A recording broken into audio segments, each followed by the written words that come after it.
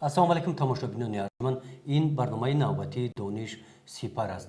мавзӯе ки дар ин барнома мо атрофи он суҳбат мекунем чунин ном дорад: таҳаммулпазирии динӣ ва баробарӣ дар таълими кормандони соҳаҳои иҷтимоӣ ва институтҳо.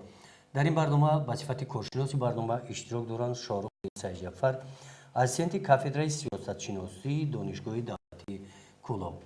Саидҷафар, аввал мо пурсиши телевизионӣ дорем, тамошо мекунем атрофи ҳамин мавзӯъ, баъд суҳбати худро идома медиҳем. марҳамат. дар ҳар як шахс ақида аст. ақидаҳои ҳар кас ҳар хелай. ҳар кас аз фаҳмиши худаш, аз ҳамун фаҳмиши ки сиёсат чӣ сиёсӣ дора ё ки мисол иҷтимоӣ дора, ира ақидаҳои худша бояд мекард. дар мо дар ҳозира давраи чия давлати демократӣ соҳибихтиёр ҳуқуқбунёд сохтаем. мо дигар ақидаҳо надорем. 4 та ақида ақидаи таърифӣ аст, ақидаи таҳлилӣ аст, ақидаи танқидӣ аст, ақидаи танқидӣ, таҳлилӣ, тавсиявӣ.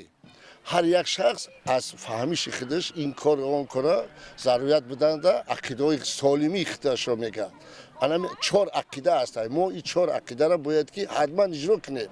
агар ин 4 ақидаро мо нагӯем, ҳуқуқи мо иҷро намешавад.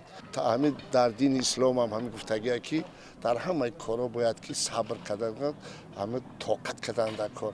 Тоқат кардӣ, мисол саросима намеша корот пеш меравад. дини ислом ки ин аз ҳамин қарни асрҳо аст ки ҳаминро морад як ақидаи хуб, як фикри хуб аст ки мо ба дигар корҳо роҳ наметем. чика сабр кардан дар кор бачаам, ина азоб кашидисай, шукр карда сабр кардан дар кор ки ҳамин кори ту мешавад. Не ки саросима шидию, ҳаминро нафаҳмидию, ису ҳаросидӣ, гӯё ки ту ай роҳи хуб мебуроӣ.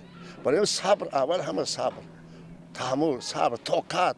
таҳаммулпазирӣ хеле андешаи як одами дигар ки ба мо бигем лозим ҳам нест, не ки мо маҷбурем амро эътироф кунем.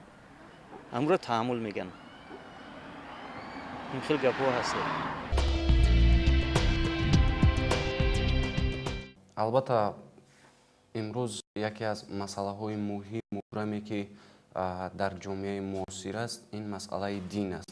ва имрӯз воқеан ҳам тамаддунҳо ё ин ки тамаддунҳои бузурги ҷаҳонӣ ба ҳам бархӯрд доранд ва байни ин тамаддунҳо нофаҳмиҳои гуногун ба назар мерасад ва ин водор месозад ки ҷомеа ба ҳар гуна гурӯҳҳо ё ин ки гурӯҳҳо ворид шавад ё дар маҷмӯъ манфиатҳои динии худро ҳимоя намояд. ва воқеан ҳам худи дин чӣ аст? пеш аз оне ки суҳбатро дар бораи дин, таҳаммулпазирии динӣ оғоз менамоем, бояд донем ки худи дин чист. Дин аз калимаи арабӣ гирифта маънои урфу одат ё расму оинро дорад. яъне инсон ҳангоме ки ба дунё меояд, ӯ албатта бо як арзиши бузург ба воя мерасад ё аз ҳамон калонсолҳои худ ки дар ин рӯҳия ба воя расидаанд ва дар ҳамин рӯҳия ин кӯдакро ба воя мерасонанд ва ҳеҷ гоҳ намегузоранд ки ё идеяи онҳо қабул намекунад ки як тамаддуни дигарро ба дӯши ӯ бор кунем. масалан, нафари мусалмонро ҳеҷ гоҳ намешавад гӯем ки яку якбора бигзор ӯ яҳудӣ шавад. яъне албатта имрӯз кам ба назар мерасанд ба хотири пул, мол, чизе идеяи худро дигар мекунанд, вале дар ҳоле ки як яҳудӣ омада гӯяд ки бигзор мусалмон яҳудӣ шавад, ҳеҷ гоҳ ин чизро қабул намекунад мусалмон ва албатта реаксияи чап медиҳад. яъне ин ба он оварда мерасонад ки нофаҳмиҳо дар байни ин ду нафаре ки ду тамаддуни алоҳида доранд, нофаҳмиҳо ба назар мерасад. яъне инсон арзиши олӣ аст дар дин. бале. ва масалан дар худи ислом омадааст ки ояти қуръонӣ аст ки худи албатта дар масъалаи таҳаммулпазирӣ صبر این خداوند با صبر کننده ها است و صبر کننده ها را دوست می دارد. وقتی که مسلمان و در مجموع نگاه کنیم به همه تمدن های اسلامی یا دین های گوناگون جهانی صبر را در نوبت اول می گذارند و هیچگاه خرخشه که مناقشه را بین این دو تمدن یا که یک چند تمدن دیگر نمی گذارند که جای گیرد. ولی یک چیز را باید جامعه ما داند، وقتی که انسان همچون یک ارزش عالی در یک تمدن به پایان میرسد باید سه چیز رو به نظر گیرد. یکم ایمان یعنی باوری داشتن به یک قوه فوق الطبیعی. دوم علم الیقین، علم داشتن به همان قوه طبیعی یعنی علم درست کامل داشتن فوق الطبیعی یعنی در نظر دارم خداوند را. و سوم عین الیقین یعنی یقین درست نسبت خداوند پیدا کردن. و امروز همین مفهوم که یعنی گپ در مسئله دین می رود، در مجموع همه دین های جهانی یکتاپرستی رو دعوت میکنند. یعنی بعضی ها شاید یعنی تمدن های گوناگون جهانی با هر راه و واسطه یا اینکه گمراهی ها هر چیز رو پرستش میکنند، ولی در مجموع ذات پاک یعنی خداوند با نام های گوناگون ذکر می شود و در بین جامعه جهانی یعنی در بین تمدن های عالم فعالیت هست. یعنی نسبت کارمندان سوهای اجتماعی و یونسکو این چی نزدیکی دارد؟ بله، امروز البته نقش وسایط اخبار عامه در مسئله تحمل پذیری دینی باید زیاد به نظر رسد و یگانه چی گوییم شاخه‌ای که میتواند که جامعه را هشدار کند و با راه راست هدایت نماید این واو است. یعنی یکی از وظیفه های واو این سفر برنمایی است و ادپتاسیا کنی جامعه است و واو میتواند در حالت های گوناگون تبلیغات و تشویقات خود را در مسئله های دینی برد و در مسئله آنی که کارمندان اجتماعی جامعه امروز واقعا هم قشر اساسی جامعه ما را مثلا جوانان تشکیل میدن.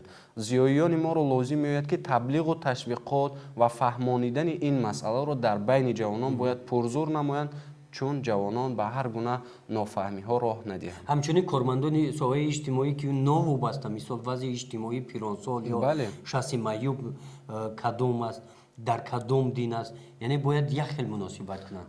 بله خوب، اگر نظر افکنیم امروز در همه کشورهای عالم تمدن‌های گوناگون فعالیت میکنند، مثلا مسجدها یا اینکه عبادتگاه‌های خود رو دارند، ولی نوبسته از این کمی هم باشد یا اینکه زیاد هم باشد در بین آنها یکدیگر فهمی است. هیچگاه مثلا کم به نظر میرسد که در بین آنها نافهمی ها بله شوف یعنی من در نظر دارم که موافق دین اسلام یعنی جدا نمیکند و کدام مذهب و کدام دینی دا باشد. مثلا پیرانسال یا شخص معیوب. بله، اسلام اصلا اعتراف نمی کند جدایی را، یعنی جدایی خواهی در اسلام نیست و در آیت های گوناگون قرآن هم آمده است که بگذار انسان های روی زمین با هم برادر باشند، دوست باشند، در بین آنها دوستی و رفاقت در جای اول ایستد. زیرا این اگر شما تصور کنید اسلام 1500 سال پیش آمده باشد این سخنها را گفته باشد، در عین زمان در عصر 21 هم این چیز دوستی و رفاقت در جای اول می ایستد و شما نیز می دانید که امروز من چون در سخنرانی در اول گفته بودم که بر تمدن ها به هم برخورد میکنند و بگذار در عین زمان تمدن ها به هم برخورد نکنند بلکه گفت و شنید کنند، یعنی گفتگو باید باشد بین آنها و یکدیگر فهمی در بین آنها پایدار باشد. برای این لحظه گزارش تلویزیونی است، تماشا میکنیم.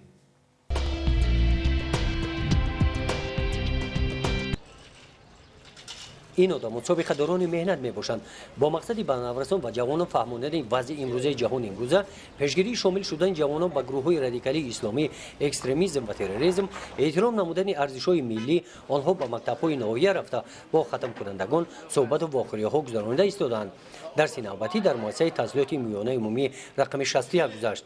در ما یک تحملگرایی گفتن یک کلمه گپ هست در بین مردم، ما باید در حقیقت با تحمل باشیم، لیکن این معنای آن را باز ندارد که ما به هر یک گناه و رویه و کارهایی که ناشایسته که با مردم ما منتالیتت ما ҷавобгӯ нест, мо ба ӯ мисол бигирем доим ки розӣ бошем. дар ҳақиқат ҷуда хай мо шахсан мардуми калонсол доир ба ҳамин масъалаҳо бояд ки сару кор бигирем дар назди ҷавонон. собиқадорони меҳнат ба хонандагон дарси кушоди тарбиявӣ гузаронда тариқи саволу ҷавоб дар мавзӯъҳои таҳаммулпазирӣ, пешгирии шомилшавии ҷавонон ба ҳар гуна ҳаракату гурӯҳҳои ҷиноятпеша, экстремизм, терроризм суҳбат менамоянд. дар ин дарс қайд карда шуд ки баъзе аз ҷавонон аз гумроҳӣ ба ҳар гуна ҳаракату гурӯҳҳои экстремистӣ ҳамроҳ шуданд ва онҳо мехоҳанд ки ақидаҳои худро ба дигарон бор намоянд ки ин комилан хато аст. мо бояд зирак бошем, ҳушёр бошем, яъне ҳам зирак ҳам ҳушёр чӣ аз тарафи дар дохили кишвар ва чӣ он чизҳое ки аз хориҷи кишвар ба мо дохил мешаванд, ин нисбати ҳар як ҳамин гапу корҳое ки дар байни ҷавонон махсусан пайдо мешаванд, мо бояд ҷавононро ба ҳамин зиракиву яъне ҳушёрӣ доим роҳнамоӣ намоем. дар ин дар собиқадорон қайд намуданд ки тоҷикистон узви ҷомеаи ҷаҳонӣ аст ва бо шарофати истиқлолияти кишвар ҷавонон ба ҳар гуна кишварҳои дунё рафтуо доранд. дар ҷаҳон ҷараёнҳои гуногун фаъолият менамоянд. таъкид карда шуд ки ин ҷараёнҳо хилофи иродаи мардуми мо мебошад. ислом аслан дӯстияй, ислом муносибати байни одаmoай, ҳамдигарфаҳмияй, ёрии ҳамдигарияй. аслан айниқтаи назари ислом бигирӣ ҳама офаридагиай ҳамон қадар фарқияте ки дар давраи тарихӣ ҳамин мазҳабо ба вуҷуд ки омадан, ҳамин мазҳабо камакак фарқ мекунанд ки аслан исломи асосиро ки бигирем и ҳамин ҳамдигарфаҳмияй, ёрии байни ҳамдигарияй, ҳамсоягарӣ боша ё ки қишлоқдорӣ боша ё ки фарз кунем вилоят боша ё ки раён боша, ҳамё одамо ба ҳамдигар дӯст бошанд, муносибате ба ҳамдигар фаҳмӣ дошта бошанд, дар кадом вақтҳои лозимаи ҳамдигарро ёрӣ расонанд. ислом аслан ҳамияй. ӯ чӣ хел дигар равия ба кадом равия бовар дора надора, и ислом ира дигар кор надора. ҳамчун одам бояд ки байни ҳамдигариш муносибати одамгарӣ кунад. дарси кушодро раиси шӯрои собиқадорони меҳнати ноҳияи восе қурбоналӣ сафаров мегузаронад. ин дарси 43-ум дар 43-ум муассисаи таҳсилоти умумиёнаи умумии ноҳия мебошад. қурбоналӣ сафаров андеша дорад ки имрӯз фазои идеологӣ бояд пурқувват бошад. дигар ташкилотҳое буданд ки нисбати ҳамин холӣ намондани фазои идеологии тарбиявӣ кор мебурданд. лекин ин ташкилотҳо нест. мо дорем ҳозир як кумитаи ҷавонон, варзиш ва сайёҳӣ мегӯем.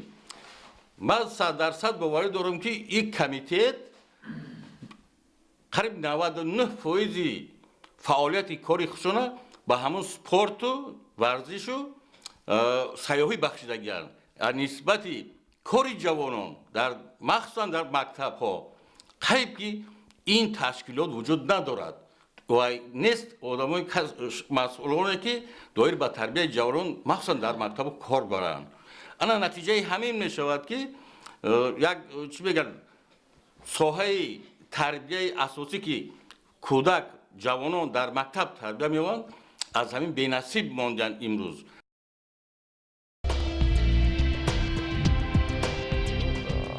албатта имрӯз ҳар як нафар вобаста ба дарки фаҳмиши худаш масъаларо ҳар хел шарҳ медиҳад ё ин ки дарк мекунад. ва чун имрӯз дар ҷомеаи муосир, албатта ман дар ҷомеаи тоҷикистониро дар назар дорам, қишрҳои гуногуни ҷомеа дар сатҳҳои гуногун фаъолият мебаранд. ва як чизро бояд гуфт ки вақте ки инсон ҳамчун арзиши олӣ, ҳамчун як ҷисм озод ба дунё меояд, категорияҳои гуногунро дар худ бояд дошта бошад. яке аз онҳо озодӣ аст. хоб дуюм ин хушбахтӣ аст. бояд ин омилҳоро дар худ доро бошад. вале инсон аз давраи пайдоишаш, яъне агар назар ҳам афканем, ҳамон аввалин одам ки пайдо шуд, ҳамчун ба дунё омад, ҳамчун пайғамбар, он равобит байни худованд ва ӯ буд. яъне аз ин ҷо маълум мешавад ки инсон беарзиш вуҷуд дошта наметавонад. як арзиши бузургро бояд доро бошад. ва инсон ки худаш ҳамчун як махлуқи ки заиф аст, ҷисми заиф аст, бояд дар баробари оне ки он нокомиҳо нокомиҳое ки дар зиндагӣ ба ӯ рӯбарӯ мешавад кӯшиш мекунад ки талаботҳои худро аз худаш қувваи бузургтар дида, яъне бо ӯ такя кунаду аз ин мушкилиҳои зиндагӣ барояд. ва имрӯзҳо воқеан ҳам мушоҳида ё ба чашм мерасад ки таҳаммулпазирӣ ё таассуб бештар дар байни ҷавонон дида мешавад. Таассуб маънои онро дорад ки дини худро, арзиши худро аз арзишҳои дигар боло гузоштан, идеяи худро, фикри худро аз фикрҳои дигар боло гузоштану дигар динҳо ё тамаддунҳоро қабул накардан аст. яъне ин оқибат оварда мерасонад ба анамун боз ҳам терроризму экстремизм ва ифротгароӣ. ва имрӯз воқеан ҳам сарчашмаи ифротгароиро ана ҳамин нафаҳмидани якдигари тамаддунҳо аст. ва нафари масалан имрӯз мушоҳида мерасад дар васоитҳои гуногуни ахбори омма ки аз номи ислом баромад карда мегӯяд ки бигзор кофар нест карда шавад аз рӯи замин. хоб ин маънои онро дорад ки мо дар навбати аввал дарк накардем ки худи ислом торе ки аз гузориш дидем мисол вақте ки ҷомеа одам арзиши олӣ аст одамро яъне бо барои арзиши олӣ барои зиндагӣ шоиста кардан барои идеяи хича донистан бояд бошад ташкилот ё ҷамъияте ки ё давлат она як ҳамун роҳи рост дабарад ки ҳамун арзиши олиш ҳимоя карда бошад тинҷиро таъмин кунад осодагиро таъмин кунад баробариро таъмин кунад мисол тавре ки дар гузориш қайд шуд ки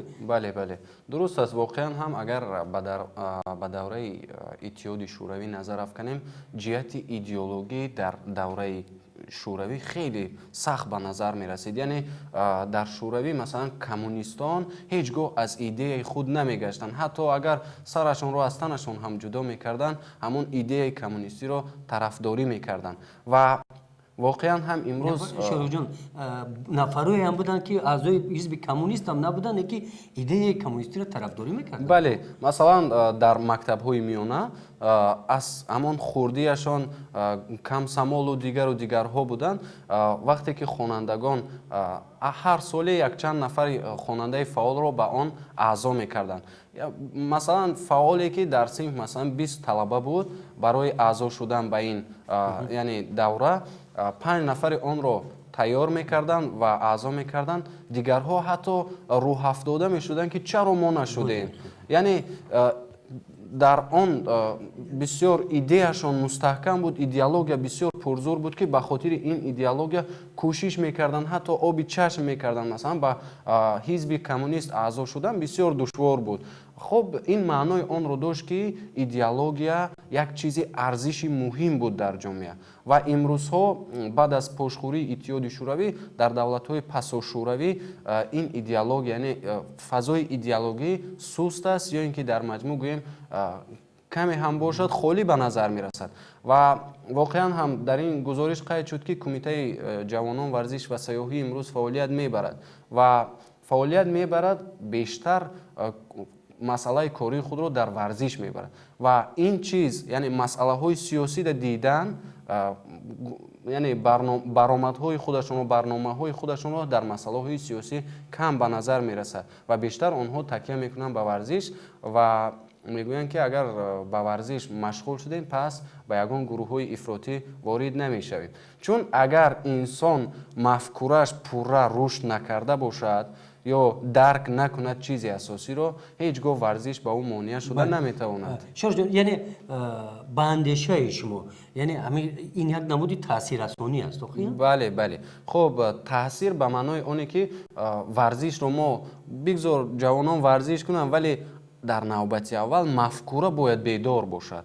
мафкура ки бедор шуд пас ҷавон худаш роҳи худашро интихоб мекунад. дар куҷо бедор мекунад? хоб албатта дар марказҳои гуногун бигзор ҳизбҳои гуногуне масалан ҳизбҳое ки дар ҷумҳурии Тоҷикистон фаъолият мекунанд таблиғоту ташвиқоти худро мустаҳкам гардонанд. на ин ки масалан ба хотири оне ки дар масъалаи терроризм экстремизм дар як мактаби миёна як муассисаи давлатӣ хоб маъруза бошад мо маҷбур карда ҷавононро ба он ҷо барем. Бале. яъне бояд лозим меояд ки ҷавон худаш хоҳиш дошта бошад, мо тавонем ӯро бедор созем ки худаш рафта дарк кунад. Бояд ҳар як ҷавон дошта бошад ки ҳамин фикрро дошта бошад ки ман бояд имрӯз зиёдтар дарк кунам дар масъалаи терроризму экстремизм. Бале. бигзор мо ӯро маҷбур набарем, худаш ҳамин равад. таҳаммулпазирии динӣ дар таъсири мактаб мумкин аст? хуб имрӯз воқеан ҳам аз он лиҳозе ки ҷавонон бештар ба гурӯҳҳои ифротӣ ворид мешаванд, ин маънои онро дорад ки дар мактаб ва умуман баъд аз мактаб низ ҷавонони мо суст дарк мекунанд масъалаҳои диниро ва ҳамин ҳам сабаб шуд ки имрӯз дар мактабҳои миёна ба фикрам агар хато накунам таърихи дин пештар буд ва ина боз кӯшиш карданд ки ҷорӣ кунанд, зеро ҷавонони мо зиёдаравӣ карданд ба хотири оне ки намедонистанд, дарк намекарданд ки худи ислом чи аст, худи тамаддун чи аст, худи динҳои дигар чи яъне аст. пеш аз ҳама бояд наврасоро мо бояд дар мактаб омода кунем ва бале. фарқият байни худамону як ҷавон масалан нагузорем. Масалан ман омӯзгор ҳастам, ман бояд худама аз донишҷӯ ҳеҷ гоҳ боло нагузорам. бигзор донишҷӯ чизе ки мехоҳад бо ман суҳбат кунад. Ӯ аслан мо ҳам ба хотири оне ҳастем ки чизеро барои ӯ фаҳмонем. Дар ҳоле ки донишҷӯ ҳис кунад ки ман худам фарқият мемонам байни худам устоду донишҷӯ, ин маънои онро дорад ки донишҷӯ аллакай дигар ғайрат намекунад, маро пурсад ва худаш роҳашро интихоб мекунад. ин лаҳза аз тариқи сомона ба мо чунин савол омадааст ки яъне танҳо ба як суҳбат мо метавонем ҷавононро аз мисол роҳҳои ифротиву дигари экстремистӣ террористӣ баргардонем, дар ҳоле ки имрӯз интернет аст дар ҷаҳон. мисол ҳар гуна гурӯҳҳои экстремистӣ ба воситаи интернет таъсир мекунанд ба мафкураи ҷавонон.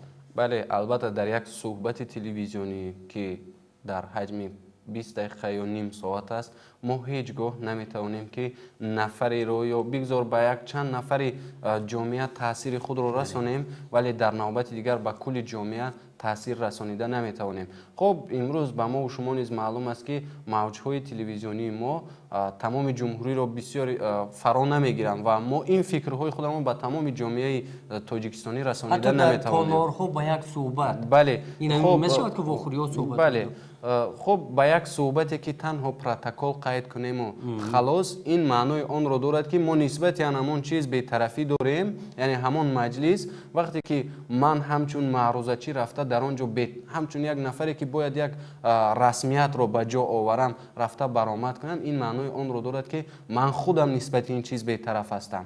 хуб дар масъалаи оне ки имрӯз шабакаҳои иҷтимоӣ бештар рушд кардааст, аз он ҷумла интернет ва таблиғоту ташвиқот хеле васеъ ба роҳ монда шудааст, алалхусус ба ҳамон гурӯҳҳои ифротӣ.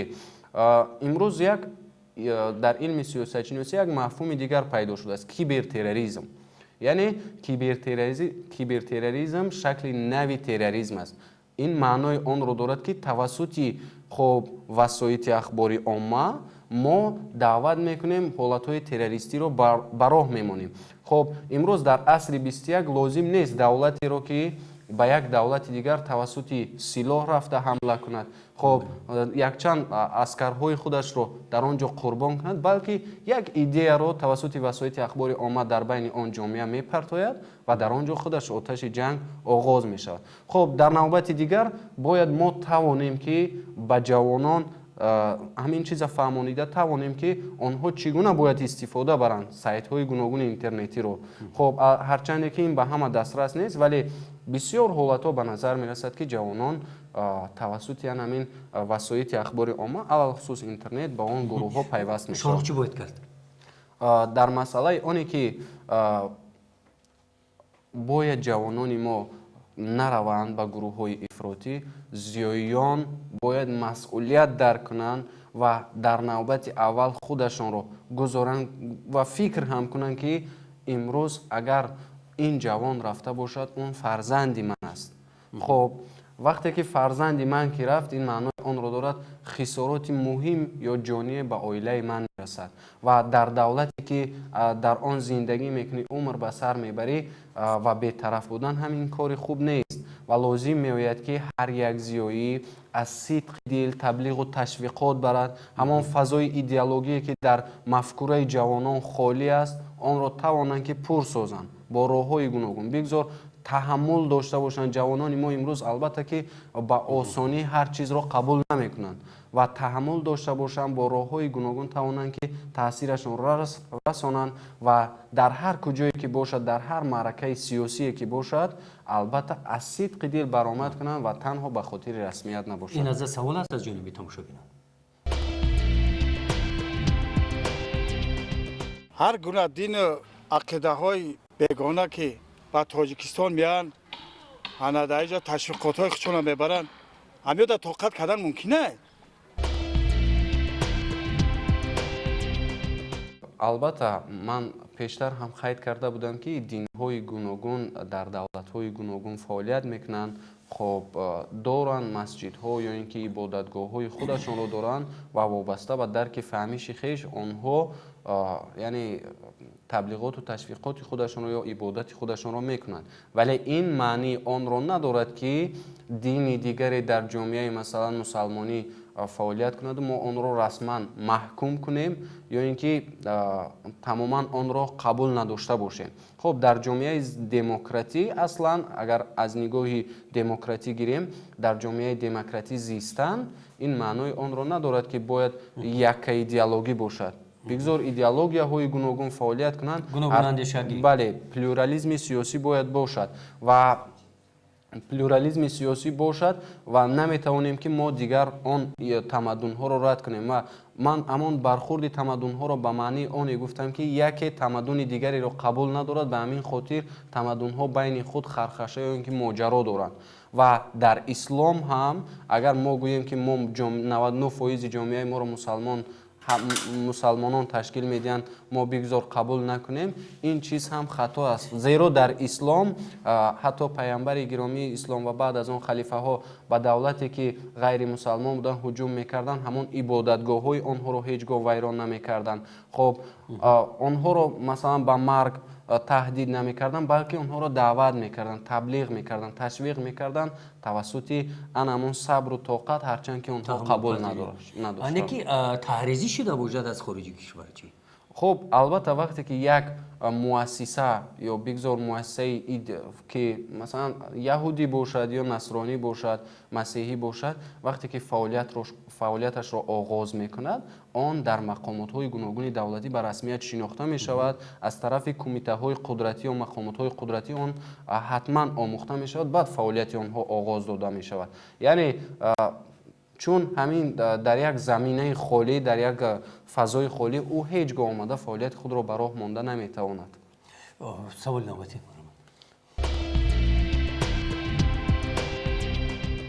шахси ғайри дина дар ин маъракаи мусулмонӣ шудан мумкин аст? хуб аслан нигоҳ кунем, саволи дуюм ба саволи якум наздикӣ дорад. шахси ғайри дин аслан инсон, ман пештар ҳам гуфта будам, вақте ки ба дунё меояд ғайри дин буда наметавонад. ӯ ҳатман ба дини дигаре ё динҳои гуногун ӯ пайравӣ мекунад ва онро ғайри дин гуфтан ғайриимкон аст. зеро ӯ ҳатман дар мафкураш бигзор будро парастиш кунад, бигзор намедонам як оби бузургеро парастиш кунад, ӯ ҳатман як чиз боварӣ дорад дар худаш ва эътироф кардани ӯ ҳам барои мо шарт аст. зеро мо мусалмон ки гӯем худамона, пас мо бо роҳҳои гуногун ӯро таблиғ карда тавонем, бигзор мо хоҳем ки ӯ ҳамчун пайрави мо бошад, мо ӯро бояд дастгирӣ кунем, аз гумроҳӣ, аз ҷаҳолат ба як чӣ гӯем ҷои муайяне оварда расонем. ва агар гӯем ки ӯ ғайри дин аст ва ӯро аз худамон ҷудо кунем, ин маънои онро дорад ки ӯ ҳатман ба корҳои гуногуни дигар даст мезанад ва ҳатман мекӯшад ки таъсир расонад ба худи мусалмонон. шумо як бор масалан тасаввур кунед ки дар замонҳои худ аз пайғамбари гиромии ислом ҳам оғоз мекунем, пайғамбарони дигарро нигоҳ мекунем ки ҳар як пайғамбар ба худаш як чӣ гӯем душман доштанд. масалан дар замони пайғамбар ривоят мешавад ки паёнбари гиромии ислом як ҳамсояи агар хато накунам яҳуд дошт ва ҳар саҳар ахлотҳои хонаи худашро дар хонаи паёнбар мепартофт ва паёнбари гиромии ислом онҳоро тоза карда бе ягон хархаша бе ягон моҷаро онҳоро тоза карда бурда ҷояшро муайян мекард ва рӯзе шуд ки ҳамон шахси ғайримусалмон ба худаш фикр кард ки чаро ин чунин мекунад ва рафта бо паянбар ҳамсӯҳбат шуд ва дар охир исломро қабул кард, зеро дид ки ислом худаш покӣ аст, дӯстӣ аст, бародарӣ аст, рафоқат аст. یعنی این هم از تحمل پذیری بود. бале албатта ҳама таҳаммул бошад, сабр бошад, ҷомеа обод мешавад, ҷомеа пеш меравад, ҷавонон низ дарк мекунанд ки худ дин чӣ аст. سلامت باشید شاروخ. تماشابینان ارجمند، این بود برنامه نوبتی دانش سپر. شما بتوانید سوال و فکر و درخواست‌های خود رو طریق سامانه تلویزیون موج آزاد و اینترنت ارسال نمایید. تا بازدید سلامت باشید. هیچ وقت نمیمونه